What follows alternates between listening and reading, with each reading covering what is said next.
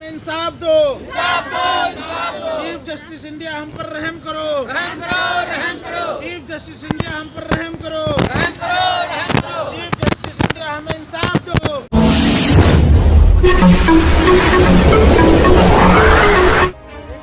मैं एम नसीरुद्दीन, आप देख रहे हैं भारत न्यूज़। विरोध प्रदर्शन लगातार चलता रहता है, मैं दिखाता रहता हूं और दिखाना भी यूं लाजमी है मेरे लिए तो खास करके कि भाई अनुच्छेद 341 को जिस तरह अति पिछड़ा वर्ग की आवाज़ समझा गया है और जिस तरह बाबा भीमराव अम्बेडकर ने इनको कहा गया था कि भाई जितने भी भारत के अंदर ओबीसी के अंदर आने वाले निचले तबके के समाज हैं उनको बराबर हक मिलना चाहिए, पर जो भेदभाव मुस्लिम समाज के साथ में हुआ है तो उसको दिखाना मेरे लिए तो लाजमी है। मैं दिखाना चाहूँगा कि किस तरीके से देखिएगा कि ये लोग आज गुहार करने आए हैं दिल्ली जंतर मंतर पर और विरोध प्रदर्शन कर रहे हैं। छोटे छोटे बच्चे यहाँ पर मौजूद हैं और बड़े भी हैं तो और बच्चे भी मौजूद हैं। मैं थोड़ा सा ये देख रहा हूँ कि भाई बच्चों को कितना समझ में आ चुका है कि भाई ये धरना और गुहार चीफ जस्टिस से लगाई जा रही है यहाँ पर। तो ये जानने की जरूरी थोड़ी कोशिश करनी चाहिए कि भाई आज जब इनकी फैमिली तक ये बात पहुंच चुकी है, इनकी फैमिलियों को यानी कि बच्चों को, छोटे छोटे बच्चों को ये ज़रूरत महसूस हो रही है कि अनुच्छेद 341 से जो लगी मजहबी पाबंदी है वो हटनी चाहिए, जिससे कि इनको सम्मान मिले। देखिए मैं देख रहा हूँ आरक्षण से दूर मेरा क्या कसूर, ये छोटी सी बच्ची यहाँ पर हाथ में यानी कि बैनर लेके खड़ी है। ऊपर से भाई ये बच्चे देख लीजिएगा आप अच्छी तरीके से कि ये फैमिली वाले बच्चे हैं। थोड़ी सी बात करना चाहूँगा इन लोगों से कि ये प्रोटेस्ट की जो आज की जो इनकी तारीख 26 यानी कि नवंबर को कर रहे हैं, इसका मेन मकसद क्या है? क्या नाम है आपका? जी मेरा नाम शब्बीर अहमद मंसूरी है। और शब्बीर साहब आज जो प्रोटेस्ट कर रहे हैं आपका उसका मकसद क्या है? जी मैं ये बताना चाहूँगा कि वो एक वो जब चमन को लहू की ज़रूरत पड़ी सबसे पहले ये गर्दन हमारी कटी, फिर भी हमसे ही कहते हैं अहले चमन, ये चमन है हमारा तुम्हारा नहीं। आपने इंडिया गेट पे देखा होगा कि जंगे आज़ादी में हम बराबर के हकदार थे, हमने बराबर शहादत दी और इंडिया गेट पे भारत सरकार ने आज भी बोर्ड लगा रखा है जिसमें साफ शब्दों में लिख रखा है कि देश के अंदर जो क्रांतिकारी शहीद हुए हैं 95,300 शहीद हुए हैं, जिसमें 61,395 ओनली फॉर मुस्लिम्स हैं। लेकिन जंग आज़ादी में हम बराबर के शहादत दिए। देश की आज़ादी के बाद 10 अगस्त 1950 को जो उस समय भारत की सरकार थी, उस समय के प्रधानमंत्री ने धार्मिक प्रतिबंध लगा दिया। ये कहा कि सिर्फ उनको मिलेगा जो एक कम्युनिटी को मानेंगे, यानी हिंदू धर्म को मानेंगे, अगर किसी और धर्म को मानेंगे तो उनको वो अधिकार नहीं मिलेगा। भारत के अंदर छुआछूत की बीमारी से प्रताड़ित होकर देश के अक्सर दलित समाज के लोग इस्लाम धर्म में, सिख धर्म में और तमाम धर्मों में गए हुए हैं। यानी जूता सिलने वाला अगर हिंदू है तो मुसलमान भी है, सिख भी है, ईसाई, बौद्ध, जैन, पारसी सब है। यानी बाबा साहब भीमराव अम्बेडकर में 1936 में आरक्षण की सुविधा लागू की थी, जिसमें 340, 341, 342 तीन कैटेगरी में आरक्षण दिया गया था। तो न 340 पे प्रतिबंध है न 342 पे, 341 पे प्रतिबंध लगा दिया गया, जिसकी वजह से इस मजहबी पाबंदी की वजह से मुसलमान झल्ली, पल्ली, रेड़ी, रिक्शा, ठेला, नींबू, धनिया, मिर्चा, चमड़ा, मुर्गी, मुर्गा, अंडा पे पहुंच गया। यानी 2005 की रंगनाथ मिश्रा रिपोर्ट, राजिंदर सच्चर की रिपोर्ट को आके ये कहना पड़ा कि देश का मुसलमान पिछड़ों के पीछे जा चुका है। और ऑल इंडिया यूनाइटेड मुस्लिम मोर्चा कई वर्षों से अपनी आवाज़ को बुलंद कर रहा है, रोड से लेकर कोर्ट तक अपनी बात को रख रहा है। जो मुकदमा नंबर 180 वो भी चल रहा है, तमाम फैसले देश के अंदर हुए, लेकिन आज तक इस मुकदमे पर फैसला नहीं हुआ कि दलित मुसलमानों को बराबर का हक मिल सके।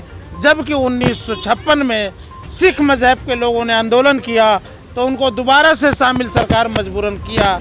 1990 में बौद्ध धर्म के लोगों ने आंदोलन किया तो उनको भी दोबारा से शामिल किया गया।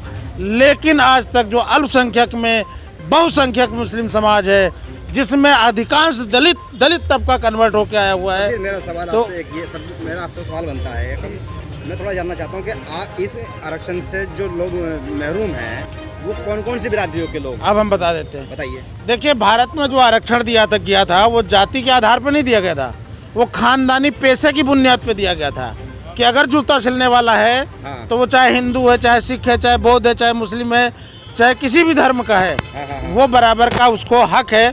और हमारा संविधान नंबर 15 देश का साफ शब्दों में कहता है कि देश में धर्म के नाम पर भेदभाव नहीं किया जाएगा। लेकिन असंवैधानिक तरीके से 10 अगस्त 1950 को हम लोगों को बाहर का रास्ता दिखा दिया गया था, जिस वजह से हमारी ये हालत हो गई।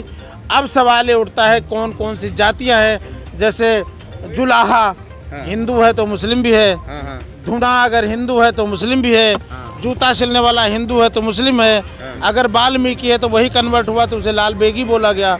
तो ये तमाम जातियां जो खानदानी पेशेवर हैं, यहाँ कोई अरब से मुसलमान नहीं आया, अधिकांश तबका यहीं से कन्वर्ट हुआ और सबसे ज़्यादा छुआछूत के नाम पर दलित लोग कन्वर्ट हुए जो तमाम धर्मों में गए। उसका सबसे बड़ा धड़ा जो है वो इस्लाम धर्म में भी पाया जाता है, जिसको अधिकार नहीं दिया गया। भारत सरकार से हम मांग करते हैं, यानी कि ये बात खुलासा कर सकते हैं आपके भाई इस्लाम के मानने वालों के अंदर भी जात पात और जी जी जी बिल्कुल बिल्कुल बिल्कुल, इस्लाम के अंदर भेदभाव नहीं है, मुसलमान के अंदर भेदभाव है। इस्लाम में तो छुआछूत ही नहीं है, इस्लाम और जो बढ़ेगा इस्लाम और मुसलमान में फर्क करिए पहले। बिल्कुल फर्क है।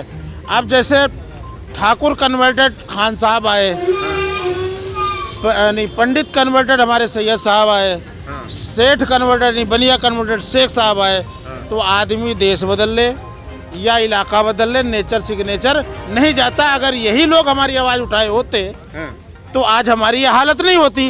देखा होगा अधिकांश तबका राजनीति में सारे खान साहब सैयद साहब हैं, सांसद तक गए, पार्लियामेंट तक गए, हमारी आवाज़ नहीं उठाई। उसके बाद आप धार्मिक नेताओं में देखिए, वहाँ भी यही लोग हावी हैं। अगर ये लोग हमारी आवाज़ को आज बुलंद करते तो हमारी ये हालत आज नहीं होती। लेकिन कुछ इनमें से ऐसे लोग हैं जो लोग आवाज़ उठा रहे हैं, मैं उनका भी शुक्रिया अदा करता हूं कि कम से कम हमारे दर्द को, हमारे दुख को समझ सके। तो बहुत सारे खान सैयद साहब भी हैं जो आवाज़ उठा रहे हैं। या जंतर मंतर से क्या चाहते हो आप? मैं जंतर मंतर से ये चाहता हूँ आपको मीडिया के माध्यम से कि हमारी बात चीफ जस्टिस इंडिया रमन्ना जी तक पहुँचे, ताकि इस मामले की ज़्यादा तेज़ी से सुनवाई हो और हमें जल्द से जल्द इंसाफ मिल सके, हमें अधिकार मिल सके, ताकि हमारा भी तबका देश की मुख्य धारा में आने का हमें मौका मिल सके, ताकि ये छोटे छोटे जो बच्चे आपके सामने हैं, इन बच्चों का भविष्य बन सके। वरना आज के 2005 में जो भारत सरकार की कमेटियों ने ये कहा कि देश में मुसलमानों की हालत पिछड़ों से पीछे जा चुकी है, तो आने वाला समय इन बच्चों का बहुत तेज़ी से खतरे में जा रहा है। इनको खतरे से निकालना है और अपनी बात को रखना है। चीफ जस्टिस इंडिया से गुहार कर रहा हूं कि हमें इंसाफ दो।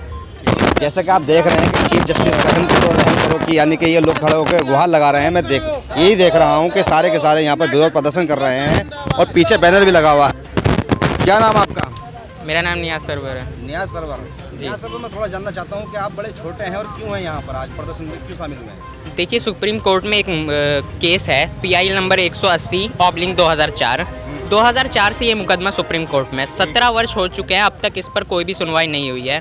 हम इतना चाहते हैं, हमारी बस इतनी सी तमन्ना है जस्टिस रमन्ना जी से कि इस पर सुनवाई हो। इसलिए यहाँ पे प्ले कार्ड पे आप देख सकते हैं लिखा हुआ पूरी करे तमन्ना जस्टिस रमन्ना। हाँ, तो थोड़ा फिल्म में जानना चाहता हूँ कि आप इतने छोटे हैं, इस मुकदमे को जानते हैं पूरी तरीके से आप? थोड़ी बहुत।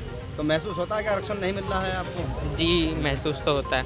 अच्छा, तो अगर मान लो आरक्षण मिल भी जाए तो फिर भी क्या बनना चाहोगे और आगे पढ़ के क्या करना चाहोगे? मैं बड़े होकर IAS बनना चाहता हूँ और देश के लिए कुछ करना चाहता हूँ। ये पीछे धरना यानी कि धरना भी लग रहा है चीफ जस्टिस रमन्ना जी से, यानी कि ये लोग मांग कर रहे हैं कि 341 से मजहबी पाबंदी हटाई जाए। और मैं देख रहा हूँ, जिसे मैं फिर दोबारा दिखा रहा हूँ आपको, कि ये बच्चे जो है ना, देख रहिए लिखा है आरक्षण से दूर मेरा क्या कसूर।